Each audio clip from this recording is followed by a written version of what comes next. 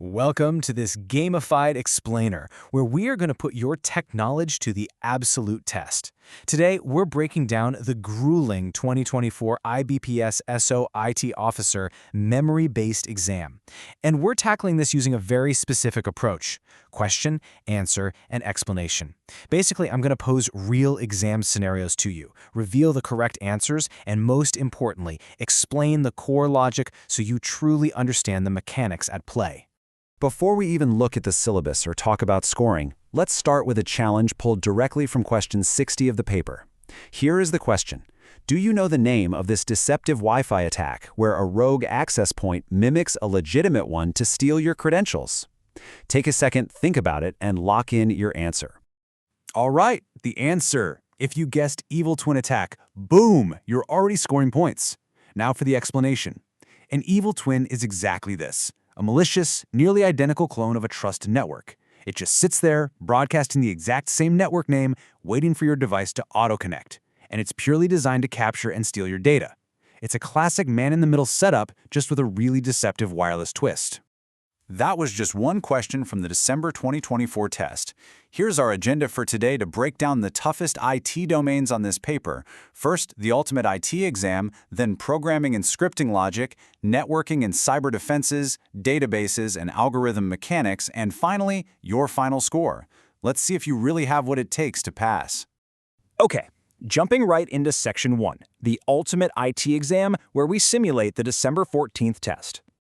Our challenge today originates from a highly specific source. This is the memory-based IBPS SO IT Officer mains paper, fully documented by ADA 24/7, from when the test was administered on December 14th, 2024. These memory-based papers are absolutely vital because they give us an unfiltered, real-world look at the exact difficulty and scope of the actual exam. Moving right along to Section 2, Programming and Scripting Logic. Time to code crack the fundamentals. So here is question 12 straight from the exam, which is going to test your Python array manipulation. We've got a list of names, an insert function being called, and then a print statement targeting a specific index. Take a brief second to lock in your mental answer. What's actually going to get printed to the console here? Time for the answer and the explanation. Let's crack this code step by step. First up, we initialize the list. Now remember, Python lists are zero indexed, right? So Aman sits at index 0 and Rahul is at index 1. Next, we use that insert function to drop John right into index 1. Crucially, this doesn't replace Rahul. It just shifts Rahul and Peter further down the line. So when our print statement asks for the value at index 1, the output is John. Okay, let's ramp up the difficulty a bit with question 16. This is a C programming logic puzzle. Pay close attention to how variable A is manipulated here. We initialize it, we hit it with a compound assignment operator, and then we print a calculation. What's the final integer output going to be? And the answer is 8. Here's the explanation for how those memory states actually change during execution. Let's break it down. Our variable a starts at 1. Then we hit that a plus equals 3 line, which is just shorthand for a equals a plus 3. That increases its value by 3, making a equal to 4. Finally, the printf statement asks for a plus a. Since a is sitting at 4 in memory, 4 plus 4 gives us that final correct output of 8. Shifting gears over to object-oriented programming for question 14, the exam asked candidates to distinguish between composition and aggregation. The correct answer highlights a very strict dependency. The explanation is that composition is distinct because the child object strictly depends on the life cycle of the parent object. Literally, if the parent dies, the child dies. This is totally unlike aggregation, which represents a much weaker relationship where child objects can just happily exist independently of the parent. All right, Section 3, Networking and Cyber Defenses. Let's secure that digital perimeter. Question 24 is really going to put your cybersecurity strategy to the test. In network defense, what do we call the absolute strictest form of access control? We are looking for the mechanism that literally rejects all entities by default. Here are your options, pulled direct from the paper. Is it packet sniffing, blacklisting, input masking, whitelisting, or traffic shaping? Remember, you're looking for the method that operates on a rigid, deny-all premise unless it's explicitly approved. And the correct answer is whitelisting. Here's the explanation of why. As the exam perfectly defines it, whitelisting is the exact security mechanism that operates on a deny-all default. Think about it. Unlike blacklisting, which basically lets everyone in except known bad actors, whitelisting blocks everyone out except known, pre-approved good actors. It's basically the ultimate digital bouncer.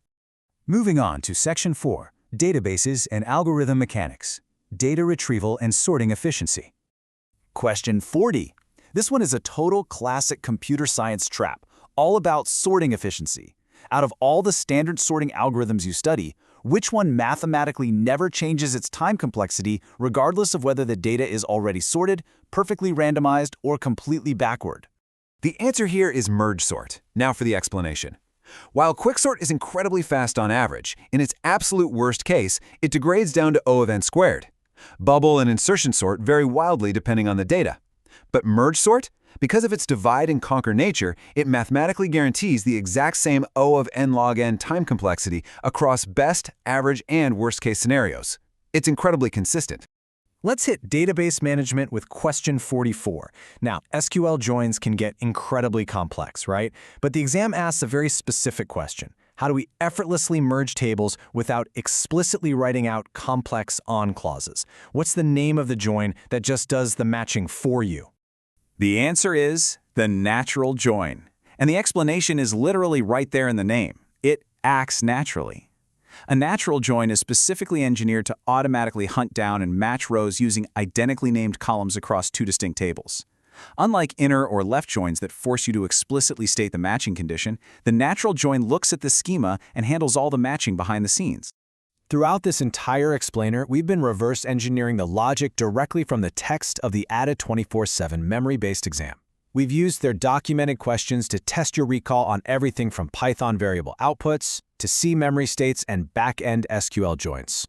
Which brings us to Section 5, your final score, the Socratic verdict.